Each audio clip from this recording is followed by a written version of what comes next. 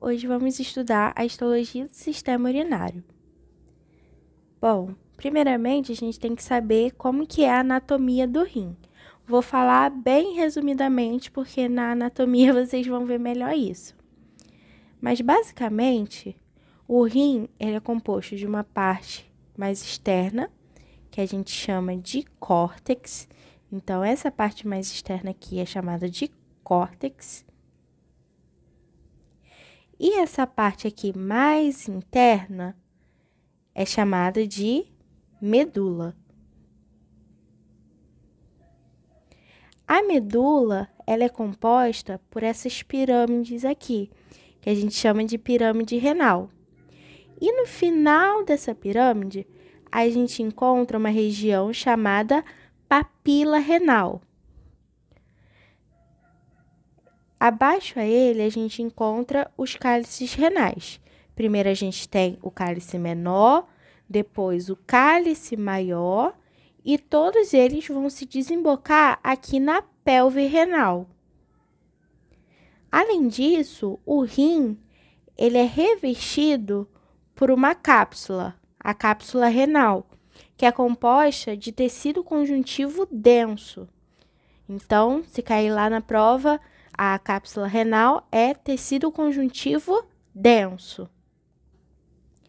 Bom, essa região aqui, onde a gente tem a parte da medula e a parte do córtex, a gente forma o lobo renal.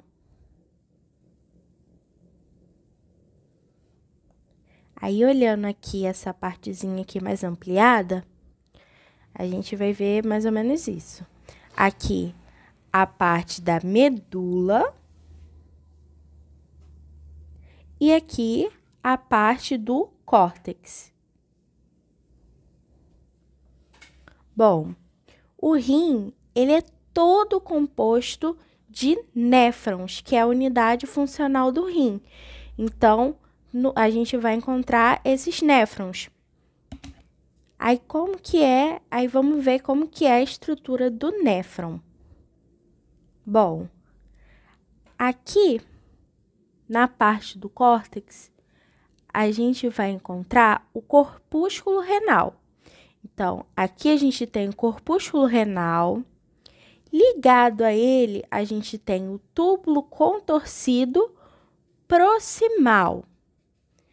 O túbulo contorcido proximal, ele é um tecido epitelial cúbico simples com borda em escova.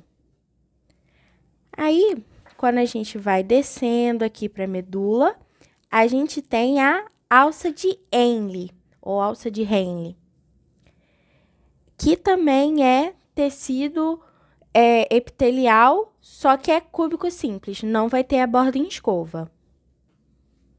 Depois a gente sobe, volta aqui para a medula e ele vai se encontrar aqui com o ducto coletor de urina. O ducto coletor de urina também é um epitélio cúbico simples. Como vocês podem ver aqui, a gente tem dois tipos de néfron. Um néfron cortical, que ele é mais curtinho, e um néfron justamedular, que ele é mais longo.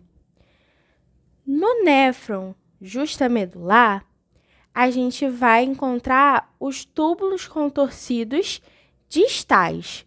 Então, voltando, aqui a gente tem o corpúsculo, saindo do corpúsculo, túbulo contorcido proximal. Aí, vamos descer para a medula, formando a alça de Henle. E quando a gente subir, a gente vai encontrar o túbulo contorcido distal, que vai se conectar ao ducto coletor de urina.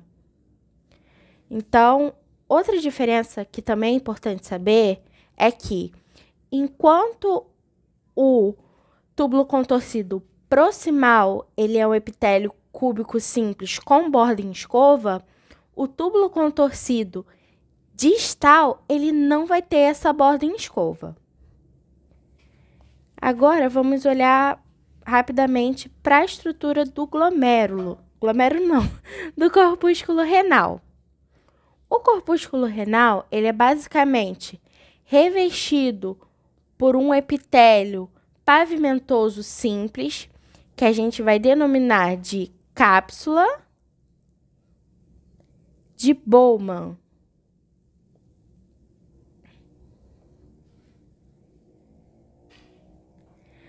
No centro do corpúsculo, a gente vai encontrar o glomérulo renal. O glomérulo renal, ele é formado por vasos sanguíneos e por podócitos, que são células que vão ajudar aí nessa questão da filtração e da reabsorção. Então, basicamente, é isso a anatomia do rim, de forma bem resumida mesmo. Bom, agora indo para a histologia. Como que a gente vai diferenciar a região cortical da região medular? Voltando aqui no esquema rapidinho, na região medular, a gente vai encontrar os corpúsculos renais. Já na região da medula, a gente não encontra esses corpúsculos renais, somente na região cortical. Então, viu corpúsculo renal? Só pode ser região cortical. Não viu corpúsculo renal? É a região da medula. Então, quando a gente olha aqui para a lâmina, aqui a gente vê vários... Deixa eu pegar uma coisa diferente. Aqui a gente vai ver vários corpúsculos renais. Então, viu corpúsculo renal? Só pode ser região cortical.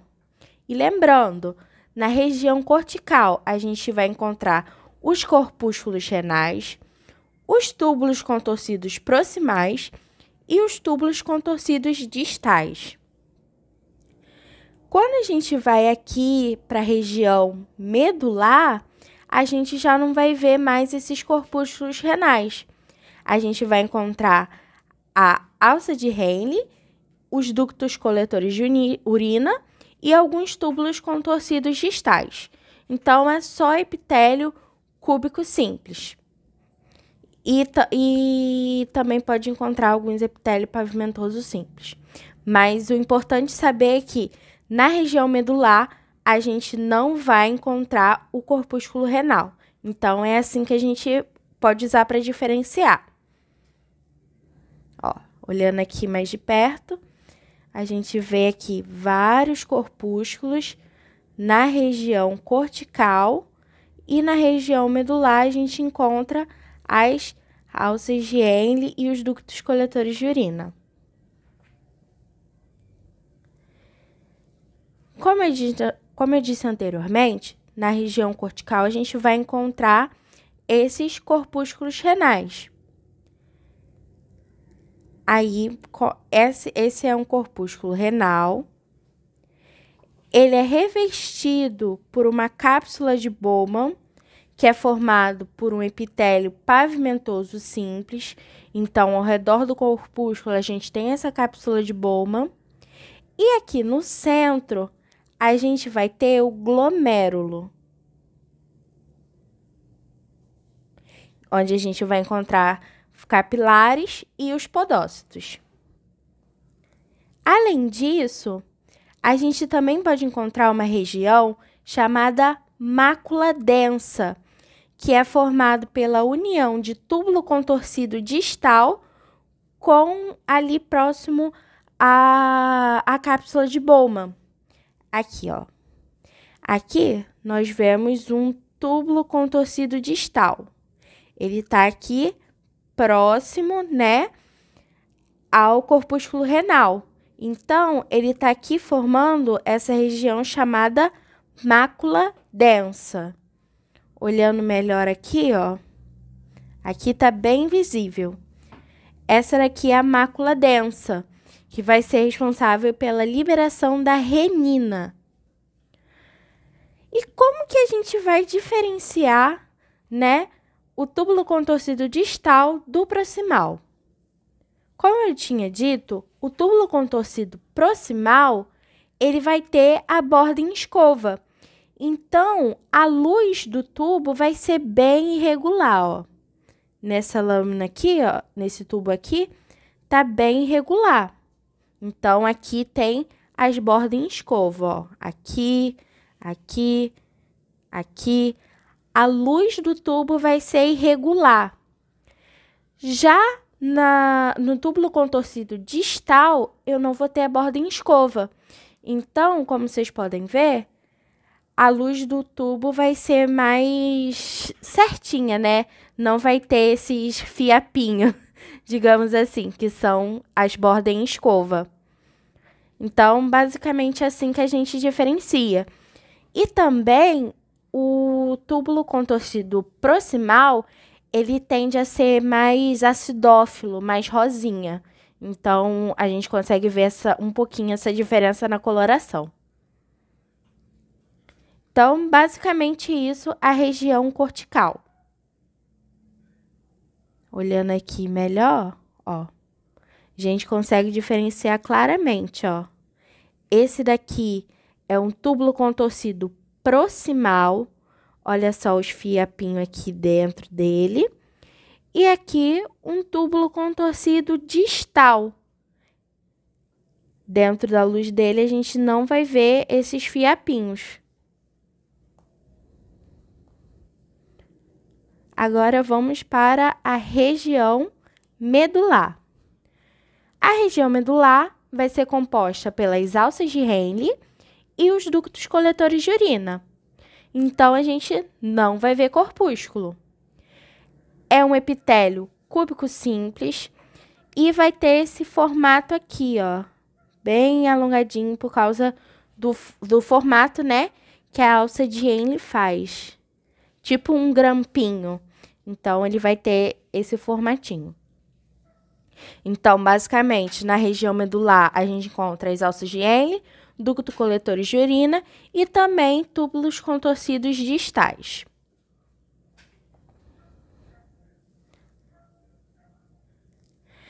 A região da pelve renal, como a gente viu lá no esquema, ela vai ficar logo após as papilas renais. Então, aqui a gente tem a papila renal. E aqui a gente tem esses ductos papilares, que é a porção final do ducto coletor de urina. A papila, ela é revestida por um epitélio ou cúbico simples ou cúbico pseudoestratificado, cúbico estratificado, né? Então, ela varia um pouco na lâmina, ó. Aqui não tá dando para ver direitinho, depois eu boto melhor na lâmina, mas é um epitélio cúbico, basicamente. Ele pode ser cúbico simples ou cúbico estratificado, meio pseudo. Já a região da papila, que é essa daqui, né? É composta por um epitélio de transição, ou seja, o urotélio. Então, a gente vê as células em raquete, né? As células globosas. Então, basicamente, isso é composta a pelve renal. Aqui nessa foto dessa lâmina, a gente consegue ver aqui a papila. Aqui a pelve renal, né? Embaixo da pelve renal, a gente vai encontrar esse tecido adiposo. E nesse corte aqui, a gente conseguiu capturar também a região cortical do rim. Como que eu sei que é região cortical? Porque a gente está vendo aqui, ó, corpúsculos renais. Então, pelve renal, epitélio de transição.